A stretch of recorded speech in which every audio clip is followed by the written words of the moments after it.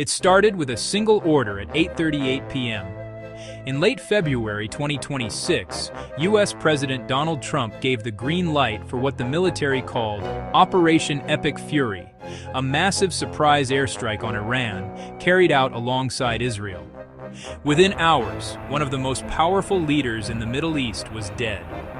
Oil prices exploded, and the world held its breath. 25 days later, the war is still going, and nobody knows how it ends. This is everything you need to know. To understand this war, you have to go back a few months. In January 2026, massive protests erupted across Iran, the largest the country had seen since the Islamic Revolution decades ago. Iranian security forces responded by killing thousands of demonstrators. Trump took notice. He threatened military action if the crackdown continued, calling himself locked and loaded. He expressed public support for the protesters and said, quote, "Help is on the way." Behind the scenes, the US and Iran were still talking. On February 6th, indirect nuclear negotiations were held in Oman's capital, Muscat. A second round was scheduled in Geneva. Iranian Foreign Minister Abbas Araghchi even called a historic agreement within reach. But while diplomats talked, U.S. warships were already moving. By mid-February, Trump had deployed 2 aircraft carrier groups to the Middle East, the largest U.S. military buildup in the region since the 2003 invasion of Iraq. Then, on February 24th, during the State of the Union address, Trump accused Iran of reviving its nuclear weapons program and warned the U.S. was prepared to act. 4 days later, the bombs fell. On February 28, 2026, the U.S. and Israel launched simultaneous surprise airstrikes across Iran. U.S. B-2 stealth bombers, B-1s, B-52s, Tomahawk missiles, and HIMARS launchers hit Iranian missile facilities, radar stations, naval bases, and command centers. At the same time, Israel launched what officials called decapitation strikes. Supreme Leader Ali Khamenei, the most powerful man in Iran for over 3 decades, was killed, along with several top officials who were meeting at his residential compound.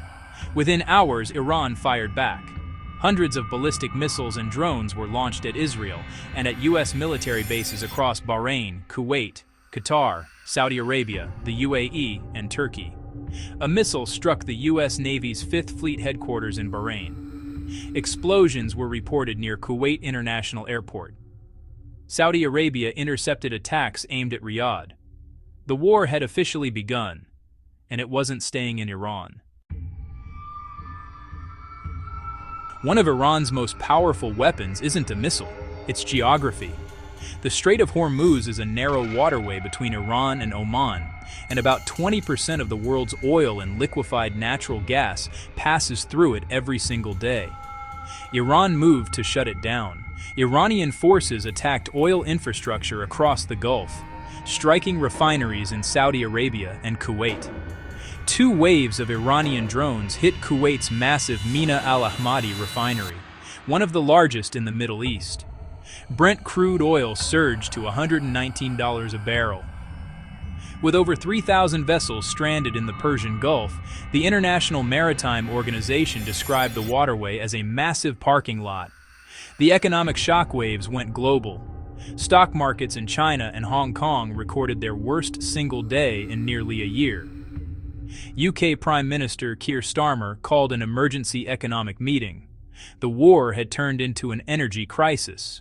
Trump responded by temporarily lifting sanctions on Iranian oil sitting on ships at sea, a complete reversal of his own policy, in a desperate attempt to stabilize fuel prices. He also lifted sanctions on Russian crude for the same reason. Today is day 25 of the war, and the situation is confusing.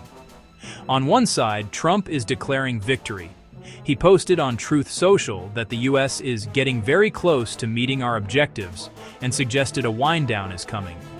He claimed the U.S. has destroyed Iran's missile capabilities, Navy, Air Force, and nuclear program. He also claimed this week that peace talks are actively happening with Iran, saying Tehran wants to make a deal so badly. But Iran told a completely different story. Iranian officials flatly denied any negotiations are taking place. The Revolutionary Guard called Trump a, quote, deceitful American president, and accused him of fabricating the talks to manipulate oil markets and buy time while deploying more troops. Meanwhile, the attacks haven't stopped. Iran fired a new missile barrage at Israel this week, hitting Tel Aviv. The U.S. and Israel struck a gas supply line near an Iranian power station. The International Atomic Energy Agency confirmed another projectile hit Iran's Bushehr nuclear facility. Pakistan's prime minister has offered to host peace negotiations, and an Israeli official told NPR that talks in Pakistan could happen later this week, but neither the U.S. nor Iran has officially confirmed that. Here's what makes this war so complicated. Both sides think they're winning. The U.S. and Israel have degraded Iran's military significantly, killing its top leadership, destroying much of its navy and air force, and hitting its nuclear sites. Trump sees this as a historic achievement. But Iran has disrupted global energy markets, kept the Strait of Hormuz in chaos, and launched over 70 waves of missile and drone attacks, showing it can still inflict serious pain even in a weakened state. Analysts say Trump may be looking for an exit ramp. The war has been domestically unpopular and is driving up gas prices for ordinary Americans. The human cost is also mounting. More than 1,400 people have been killed in Iran, including at least 200 children. Tens of thousands of civilian structures have been damaged or destroyed, and the conflict has already spread to Lebanon, Iraq, and potentially beyond.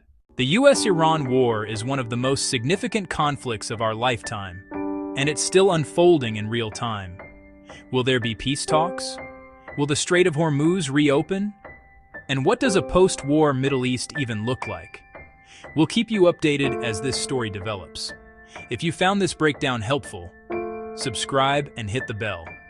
We break down the biggest stories in the world every single day with no fluff and no bias.